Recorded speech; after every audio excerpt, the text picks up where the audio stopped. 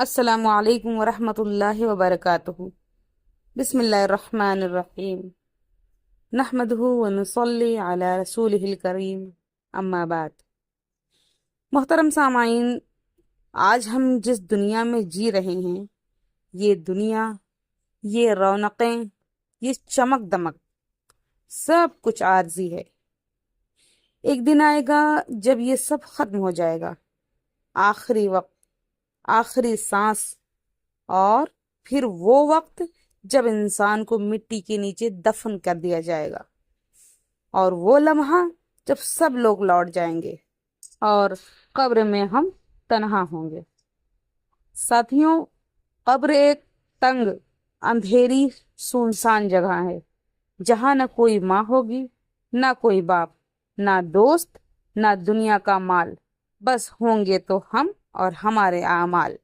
اور پھر وہاں آئیں گے دو فرشتے، منکر اور نکیر، اور وہ سخت لہجے میں سوال کریں گے، من ربک، ما دینک، من نبیک، بتا تیرا رب کون ہے، تیرا دین کیا ہے، اور تو کس نبی کو مانتا تھا۔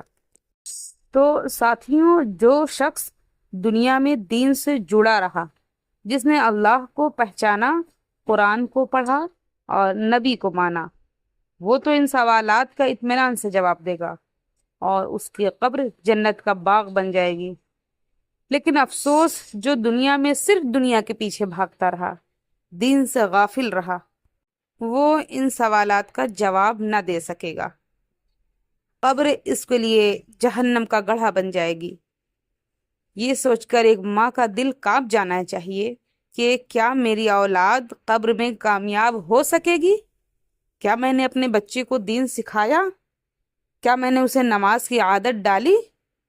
کیا میں نے اسے بتایا کہ اس کا رب کون ہے، اس کا دین کیا ہے، اور اس کا نبی کون ہے؟ ہم دنیا کے ہر علم کی فکر کرتے ہیں، لیکن وہ علم جو موت کے بعد کام آئے گا، وہ دین ہم بھول جاتے ہیں۔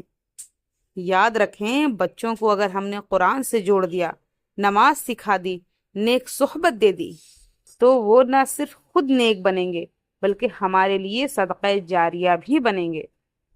اور اگر ہم نے انہیں صرف دنیا کی دوڑ میں لگا دیا تو شاید وہ دنیا میں کچھ بن جائیں لیکن آخرت میں خالی ہاتھ ہوں گے، اور افسوس کا وقت قبر میں ہوگا، جہاں وقت ہوگا پر کوئی کام نہیں آئے گا۔